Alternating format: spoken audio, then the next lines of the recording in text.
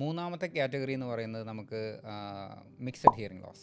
Mixed hearing loss എന്ന് പറഞ്ഞു കഴിഞ്ഞാൽ ഞാൻ ആദ്യം പറഞ്ഞ കണ്ടക്റ്റീവ് ഹിയറിംഗ് ലോസും രണ്ടാമത് പറഞ്ഞ സെൻസറി ന്യൂറൽ ഹിയറിംഗ് ലോസിൻ്റെയും കൂടെ ഒരു മിക്സ് അതിൻ്റെ ഒരു എന്താ പറയുക മിക്സപ്പായി വരുന്നതാണ് മിക്സ്ഡ് ഹിയറിംഗ് ലോസ് എന്ന് പറയുന്നത്. അപ്പോൾ അതിൻ്റെ അകത്ത് എപ്പോഴും ഒരു കണ്ടക്റ്റീവ് കമ്പോണൻറ്റും ഉണ്ടാവും, അതുപോലെ തന്നെ ഒരു ന്യൂറൽ കമ്പോണൻറ്റും ഉണ്ടാവും. അപ്പം ഇങ്ങനെ വരുന്നതിനാണ് മിക്സഡ് ഹിയറിംഗ് ലോസ് എന്ന് പറയുന്നത്. ഈ ഒരു കാറ്റഗറി ഹിയറിംഗ് ലോസിനും സെൻസറി ന്യൂറൽ കമ്പോണൻ്റ് ഉള്ളതുകൊണ്ട് തന്നെ ഹിയറിംഗ് എയ്ഡ് വെക്കുന്നതും നല്ലൊരു യൂസ് കിട്ടുന്നതാണ്. ഹിയറിംഗ് എയ്ഡ് വെച്ച് കഴിഞ്ഞാൽ അവർക്കൊരു നല്ലൊരു ക്ലാരിറ്റിയും കിട്ടുന്നതായിരിക്കും.